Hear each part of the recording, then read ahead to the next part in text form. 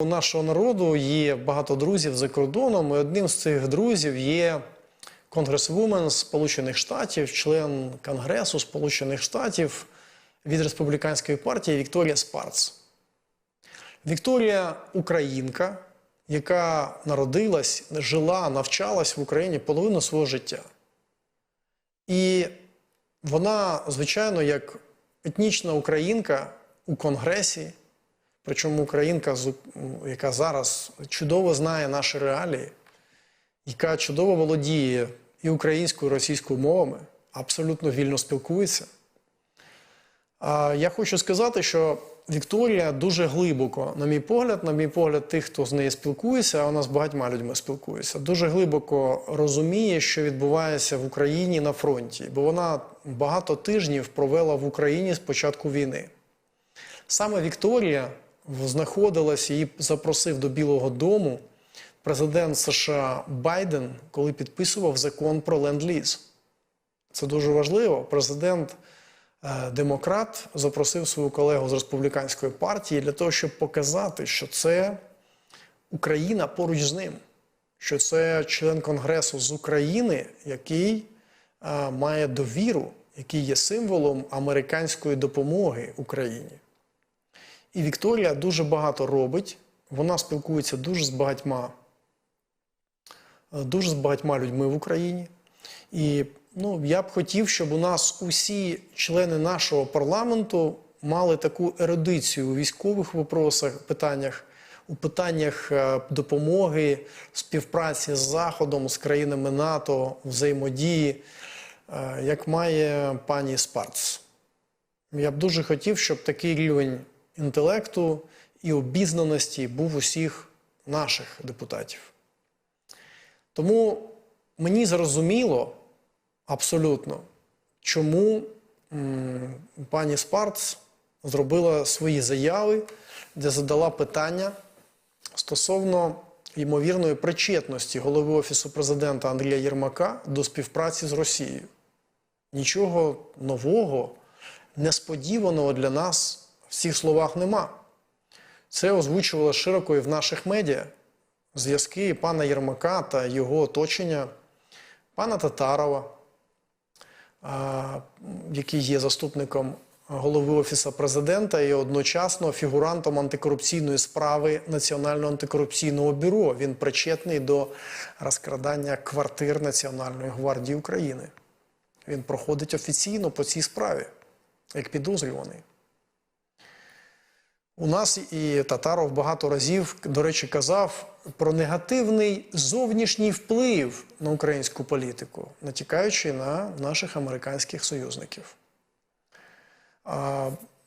Ми знали про провал Вагнергейту, про це сказала пані Спаркс, як про питання до Єрмака. Хіба не зрозуміло, очевидно, що зараз Україні треба було робити все можливе для захоплення російських найманців з компанії «Вагнер». Очевидно. Хто провалив цю операцію? Звичайно, що Офіс президента стоїть за провалом, і очевидно, що це сталося після наради в Офісі. Розслідування в Україні нема. Пані Спаркс теж задала питання стосовно того, що сталося у Херсоні, і чому Росія так швидко захопила частину Запорізької області, Херсонської області і змогла так швидко оточити полк Азов у Маріуполі та 36-ту бригаду морської піхоти і багато українських сил. Чому тили нашого угруповання в Маріуполі виявились відкритими? І ніхто не обороняв, на жаль, ні Мелітополь, ні Бердянськ. І Росія просто заїхала в тил і змогла знищити 2 наших бригади в Маріуполі. 2 бригади фахових, професійних, добре навчених, озброєних. Уявіть собі, що таке втрата 2 бригад? Ми, припустимо, нам довелося б відходити з Маріуполя, але б у нас залишилось 2 бригади. Це абсолютно змінило б ситуацію на Південному фронті. А зараз ми їх втратили. Чи справедливе питання до пана Єрмака, а хто ж це не дозволив нашій армії підірвати усі мости та дамби з Криму? Чому так відбулося? чому влада заявляла про розмінування Чонгару, і жоден з 4 мостів, жодна з 6 дамб через Чонгар не підірвані. Чому так сталося? Хто за це несе політичну відповідальність? Армія до цього готувалася багато років. А хто ж це зірвав підрив мостів? Хто говорив про розмінування? Чому влада, пані Верещук, зокрема, виїжджала навіть на Чонгар перед війною і рапортувала про розмінування? Це чому так було зроблено? Хто віддавав ці вказівки?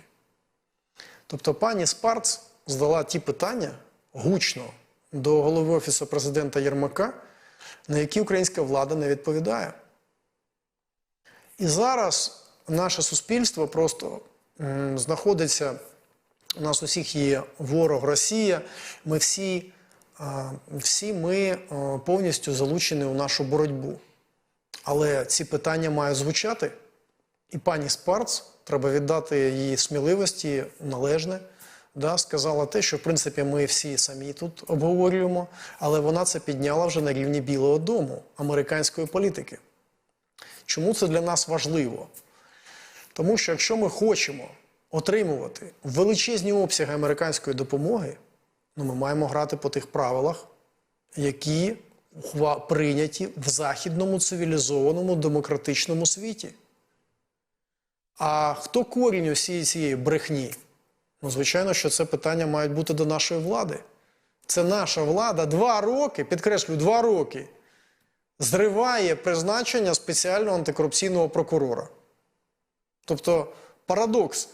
Влада, яка в державі у нас проведена антикорупційна реформа, а антикорупційні розслідування незалежні, неможливі, тому що влада зриває, президент Зеленський за рахунок власних повноважень силами того ж Татарова і Єрмака, фігуранта справи спеціальної антикорупційної прокуратури, зриває призначення нового прокурора САП. 2 роки немає прокурора САП в країні.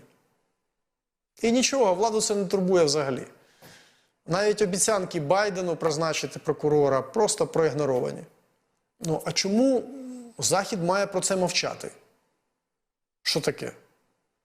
Якщо ми хочемо отримувати допомогу, мільярди доларів нашої фінансової допомоги для відновлення України, для того, щоб ми могли перемогти, якщо ми хочемо отримувати на мільярди озброєння, ми маємо бути демократичною країною, де є відповідальність посадових осіб, де посадові особи спілкуються і пояснюють свої дії суспільству. А всього цього нема. Жодної адекватної реакції на заяви Вікторії Спарц не послідувало. Є така хвиля хейту, як завжди робить пан Зеленський, Єрмак, Офіс президента. Тобто нас критикують, це проти нас заколот, конспірологічна теорія, все погано, нас не можна критикувати. Ми понад критикою, ми не маємо нікому нічого пояснювати. Вибачте, так не живе демократичний світ. Вам треба вчитися. Ви маєте розуміти, що те, що ви хочете, щоб вас не критикували, це в Росії, а ми з нею воюємо. Тому дійсно пан Єрмак особисто хизувався багато разів своїми прямими зв'язками з Росією, з помічником, з заступником голови адміністрації Путіна Дмитром Козаком. Він про це говорив сам, що в нього прямі контакти, що він все контролює. До чого призвели ці прямі контакти? Що Україна не провела мобілізацію перед російським вторгненням, не провела призов резервістів оперативного резерву, не розгорнула жодну з бригад територіальної оборони, тобто створили бригади територіальної оборони, провели маневри в 2021 році, а коли почалась війна, перед початком війни їх не розгорнули, не дали озброєння. І ми бачимо, як в Херсоні, відео є дуже трагічне, відоме, коли люди з одними пляшками з запальною сумішю намагалися атакувати у парку Херсона російську колону. І всі загинули, на жаль. Були розстріляні росіянами. А де ж в них гранатомети хоча б, автомати? Нічого цього не було. Патріоти йшли в бій, тому що їм не дали зброї. Не розгорнули територіальну оборону. Не розгорнули армію на всіх рубежах, де вона могла б відбити російський наступ. Мости через Крим, маючи інформацію про вторгнення, можна було підірвати ще до того, як ті ракети взлетіли. Взагалі знищити, спокійно організувати знищення мостів, підрив за добу до того, як Росія напала. Бо були точні дані. Все це треба і потрібно було зробити. І тоді б ми не втратили Південь. Тоді б не було такої трагедії мільйонів людей, таких страшних жертв. Не був би оточений Маріуполь. Ну і, звичайно, питання конгресвумен Вікторії Спарц пов'язані саме з цим. На ці питання треба відповідати. Зараз у нас, на жаль, немає такої публічної дискусії. У нас йде війна, і влада, користуючись війною, тим, що люди думають тільки про боротьбу з російською агресією, вона просто мовчить. Це абсолютно, така, на мій погляд, аморальна позиція, нечемна, абсолютно негідна. Знаєте, перемога України – це перемога духу свободи, незалежності.